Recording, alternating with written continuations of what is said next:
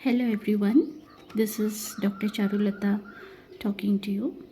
और आज हम पढ़ेंगे life cycle of Puccinia graminis tritici. ये एक फंगस है और ये एक पैथोजेनिक फंगस है और इसे हेट्रोशियस फंगस के नाम से जाना जाता है और मैक्रोसाइक्लिक है। हेट्रोशियस मतलब भिन्न आश्रयी, है ना। हेट्रोशियस मतलब भिन्न आश्रयी और मैक्रोसाइक्लिक मतलब इसके लाइफ में बहुत सारे स्टेजेस रहते हैं। भिन्न आश्रयी मतलब देर आर 2 होस्ट्स। ठीक है, इसकी लाइफ साइकिल में 2 होस्ट होते हैं। तो ये जो फंगस है गेहूं में ब्लैक रस्ट या काला कीट रोग करता है, इन्फेक्ट करता है, कॉज करता है। तो ये जो है ये इतना ज़्यादा डेंजरस ये रहता है कि पूरा का पूरा जो फसल होता है गेहूं का वो ख़राब हो जाता है। तो ये एक इकोनॉमिकली इम्पॉर्टेंट क्रॉप है। You know how important wheat is in our diet, daily diet. So इसका ख़राब होना इस फंगस की वजह से बहुत ज़्यादा इकोनॉमिक लॉस कॉज करता है।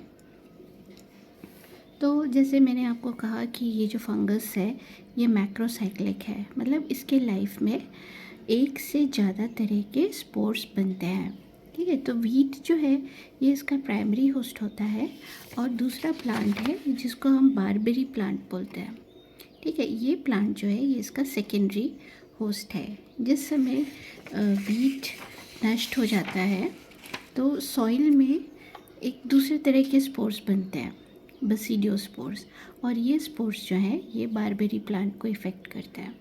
Now Puccinia graminis is a basidiomycotina. तो ये जो ग्रुप है इसमें प्रायः जो इसके जो मेंबर्स होते हैं इसमें 2 तरह के माइसीलियम पाए जाते हैं। एक होता है प्राइमरी माइसीलियम, ठीक है, एक होगा क्या, first primary mycelium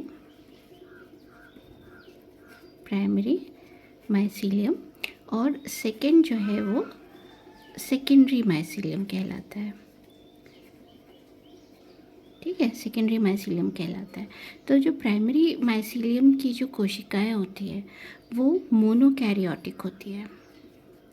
they are monokaryotic. Mono means one and karyons means nuclei. तो यहाँ पर एक सिंगल न्यूक्लियस होता है और सेकेंडरी में यहाँ पर 2 न्यूक्लियस होते हैं। So these are dikaryotic cells. Okay, तो ये डिस्टिंक्शन अपने को बसीडियोमाइकोटिना के लाइफ साइकिल में मिलता है। ठीक है, तो यहाँ पर ये जो है जो आपको 2 होस्ट मिल रहे हैं, है ना, वो बेसिकली इस डिस्टिंक्शन की वजह से है ना। तो ये जो प्राइमरी माइसीलियम मोनोकैरियोटिक सेल्स वाला जो है ये आपको बारबेरी प्लांट में मिलता है और ये सेकेंडरी माइसीलियम जो डाइकैरियोटिक स्टेज का होता है वो हमको यहाँ मिलता है वीट में ना। तो जैसे आप फिर ये मतलब एक इकोनॉमिक लॉस कॉज करने वाला प्लांट है, तो ये इसको प्राइमरी होस्ट माना जाता है। ठीक है, तो इस होस्ट में जो है ये मिलता है हमको फर्स्ट स्टेज, ठीक है, जिसको यूरिडियल स्टेज कहा जाता है।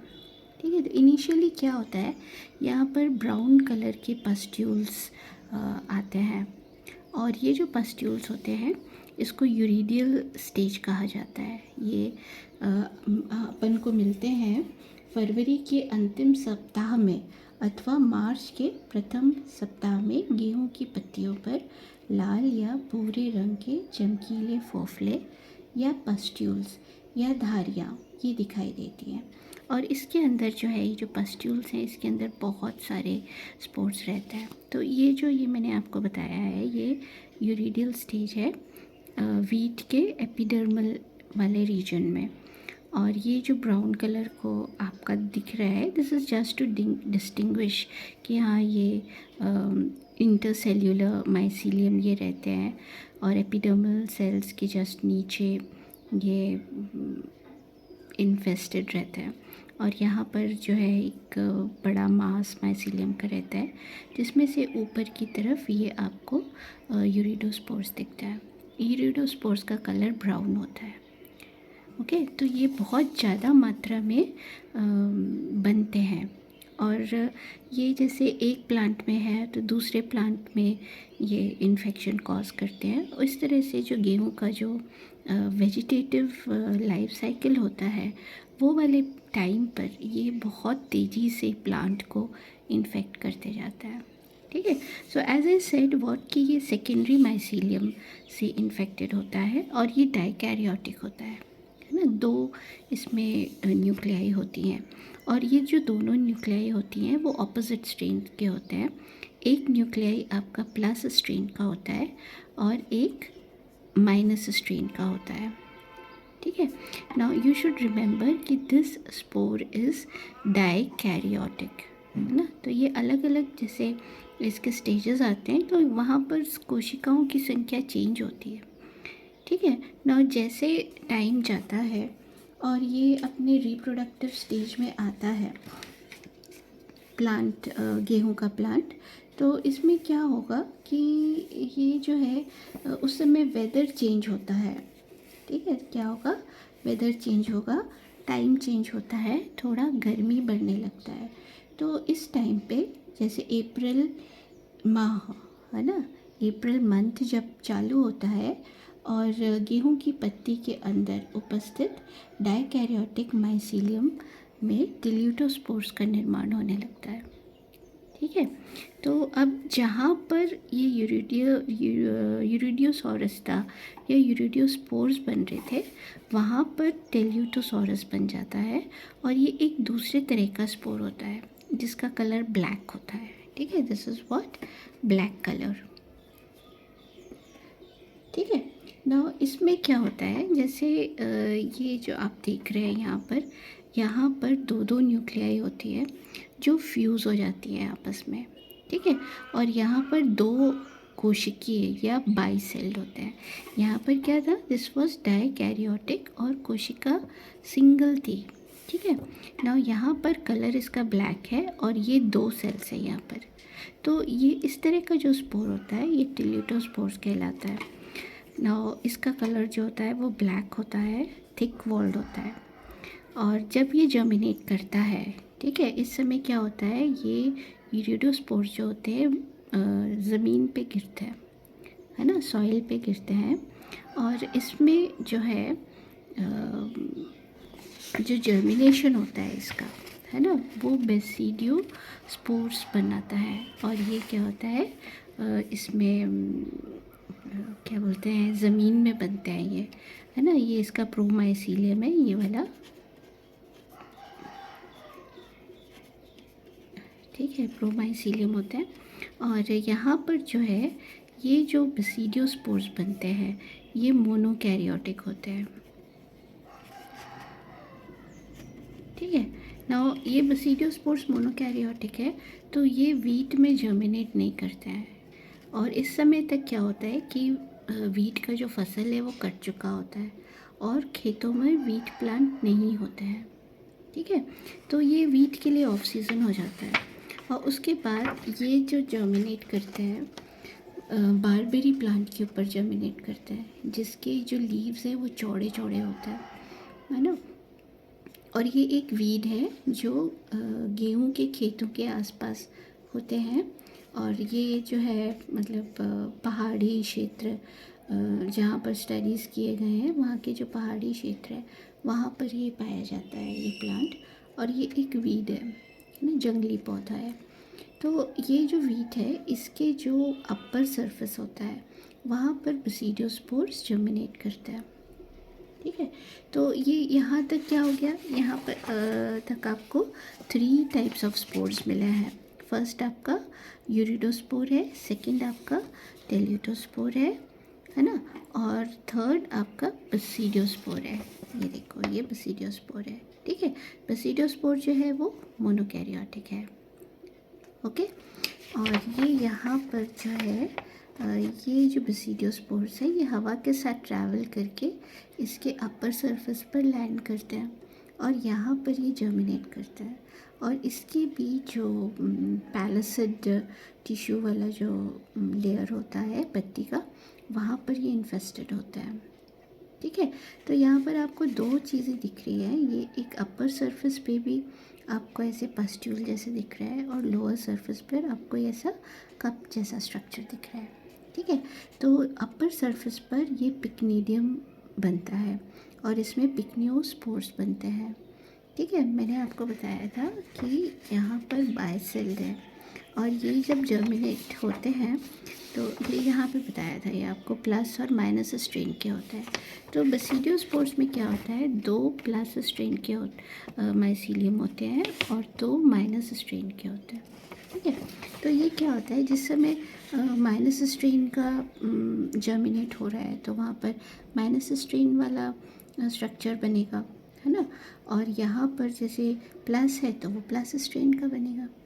सो व्हाट हैपन्स, यहाँ पर ये अपर सरफेस में ये स्ट्रक्चर बनता है, ये पिक्नीडियम होता है। You will get a better view in this diagram. ये मैं आपको बुक से दिखा देती हूँ, यहाँ पे ये देखिए, है ना, दिस इज़ अ पिक्नीडियम। और ये यहाँ पर ये जो माइसीलियम है यहाँ पर एक ओपनिंग होता है और जैसे ये प्लस और माइनस स्ट्रेन्स के होते हैं तो इनको स्पर्मीशिया भी कहते हैं। ये जो स्टॉक्स हैं यहाँ पर ये हाइफा है, इनको स्पर्मेशियो फोर्स भी बोलते हैं, ठीक है। तो इस तरह से होता है और ये अलग अलग तरह के दो स्पोर्स का ये निर्माण करते हैं। तो ये कहाँ पर है, अपर सरफेस पर है और ये येलो कलर के होते हैं, ठीक है। और ये यहाँ पर लोअर सरफेस में, खैर अभी हम आएंगे उसके ऊपर। तो यहाँ पर क्या होता है, एक फ्लूइड जैसा स्ट्रक्चर रहता है, यहाँ पर माइसीलियल ये स्ट्रक्चर रहता है। तो इसमें जो है ये रिसेप्टिव हाइफे अलग अलग स्ट्रेन्स के रहते हैं और जैसे ये टच करते हैं तो ये आपस में मिल कर के फ्यूज़ हो जाता है, ठीक है।